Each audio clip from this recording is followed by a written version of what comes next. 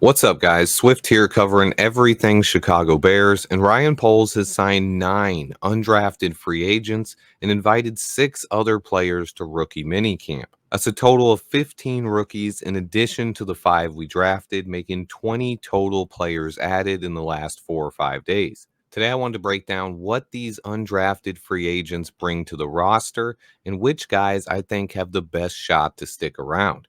Let's get right into it. First off is Illini defensive tackle Keith Randolph Jr. He played next to Jerzon Newton at Illinois, and he was the prize signing of this year's UDFA class by Ryan Poles.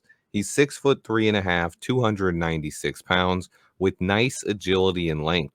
He scored a 5.52 on his relative athletic score and was a 3-year starter and 5-year guy at Illinois. As a pass rusher, Randolph has shown flashes. He had 27 pressures and 4 sacks in 2022. This year, he only had 13 pressures and 2 sacks. But after collecting back-to-back seasons of 4 sacks, that gave Randolph a total of 10 sacks over his 3 years as a starter. To go with that, he added 23 tackles for loss, 4 pass deflections, and 2 interceptions, showing his versatility for a big man. Randolph has decent burst off the line and movement skills for a guy his size, but his change of direction skills are lacking. He has very active hands and plays with aggression and violence. He has the length and motor to stick around in the NFL, but he has limited movement skills laterally, and he flashes hot and cold on tape far too often. He's an intriguing player with size and length that the Bears look for. He has the upside to be a rotational guy on this defensive line right away. I had a 5th round grade on Randolph, and this was easily my favorite signing of the UDFA class. But next up, I have edge rusher from James Madison, Jamre Croma, nicknamed the Wild Mustang. He spent 3 seasons in the Big Ten playing for Rutgers before transferring to James Madison in 2022. Over his 2 years there, he had 25 tackles for loss and 13.5 sacks. He broke out in 2023 and recorded 10 sacks to go with 19.5 tackles for loss. He's listed as a defensive end, but I see him as a versatile defensive lineman who fits best as a 3-tech, but is versatile enough to play edge as well. He's 6'3.5", 274 pounds, and scored a 9.67 on his relative athletic score. A freakish athlete with insanely long 35-plus inch arms who ran a 4.77 40. This is one of the most intriguing players we brought in, who has a powerful bull rush move and a nice swim to counter. He's undersized and needs to bulk up, but he has a non-stop motor and played all over the defensive line. He's versatile enough to develop into a situational pass rusher and a guy who could be a rotational piece along the defensive line. This is a nice pickup by Ryan Poles. And then we get to Austin Reed, the quarterback from Western Kentucky, who's already familiar with Caleb Williams. They trained together in Florida this offseason, and Caleb seemed to be a big fan of the move, tweeting his support. You love to see that. Meanwhile, Austin was the quarterback for Malachi Corley in college and threw for over 15,000 yards in his career. Similar in some ways to Tyson Bagent, he was extremely productive, but from a small school. He threw for at least 30-plus touchdowns in 4 straight years.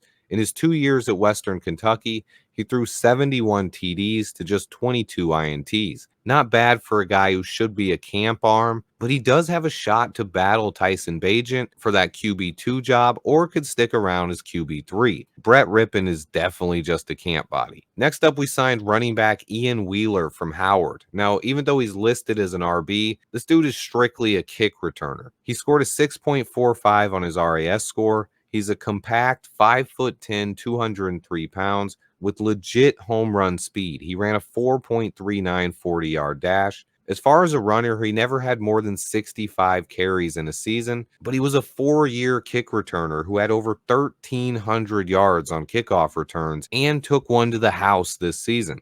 I don't see him bringing much to the running back room, especially with the depth we have there, but he's a guy with real home run speed and a ton of experience returning kicks. Look for him to at least compete for a job as a kick or punt returner. And then next up, we have wide receiver Odo Haire from Bowling Green. He's 5'11", 182-pound receiver who ran a 4.58 40 and scored a 3.33 on his RAS score.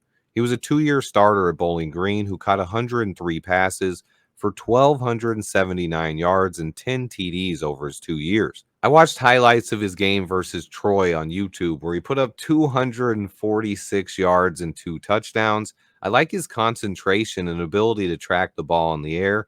He's a fluid mover and tough competitive guy, and he was able to routinely get open and get behind secondaries in the MAC. This is an intriguing player, and I see a little bit of Darnell Mooney in his game. Could he beat out Tyler Scott or Velus Jones, though? Probably not, but that's what training camp is for.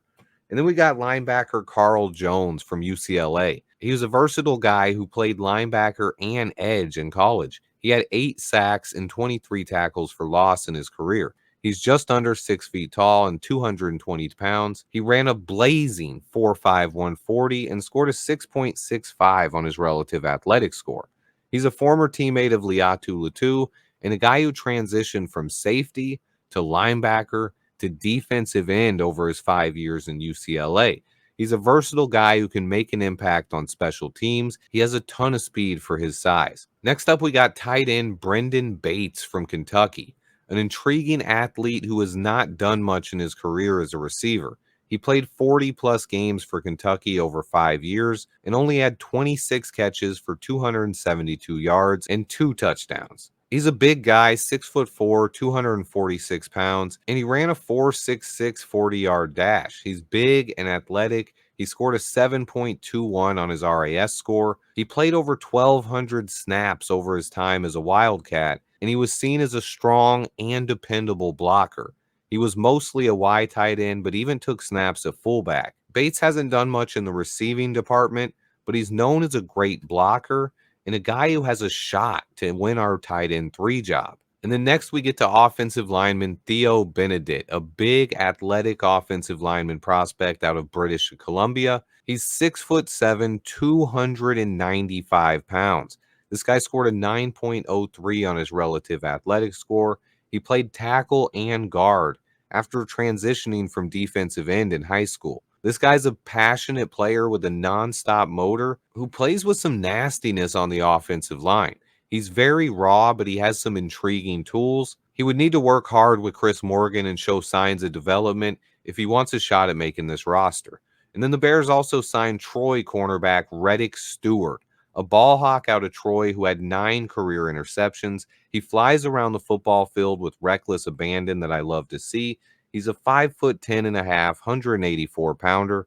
He scored 4.95 on his RAS and ran a 4.5 240. My guy Samo called him fearless and feisty on the football field as a tackler.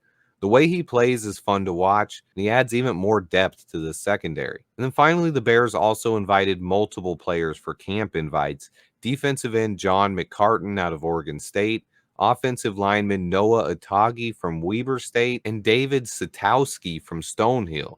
And then wide receiver Marcus Rogers from Troy, center Hayden Gillum from Kansas State. Hey, we brought in a center. And then safety Travian Blaylock from Wisconsin. All these guys have been invited to the Bears minicamp. Teams have 2 weekends to hold their rookie minicamps. They can only choose one or the other, but it's either this weekend or next weekend, May 10th to 13th. Overall, I didn't expect this year's UDFA class to be as strong as normal due to the drop-off in talent somewhere in the 5th or 6th round. Landing Keith Randolph Jr. and Jamre Croma could potentially help this defensive line, though. Both players have upside to make the roster, and it's great to see that even after having a great draft, Ryan Poles is still working hard to continue improving this roster. Out of the entire list, I think Keith Randolph Jr. is easily the favorite to make the roster. We have a need at defensive tackle, and I had a 5th round grade on this guy. I like his game. Second up, I would have Jamre Croma, the defensive end. He's versatile and can play anywhere on the line. With our needs on the defensive line, he definitely has a shot.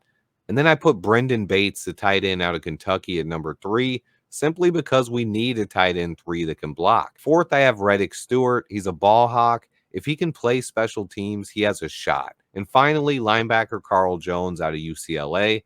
Let me know what you guys think of this UDFA group. I will be doing all 22 breakdowns on every draft pick and a ton more content coming soon. Please hit that like button for me, guys. Stay tuned. And until next time, bear down.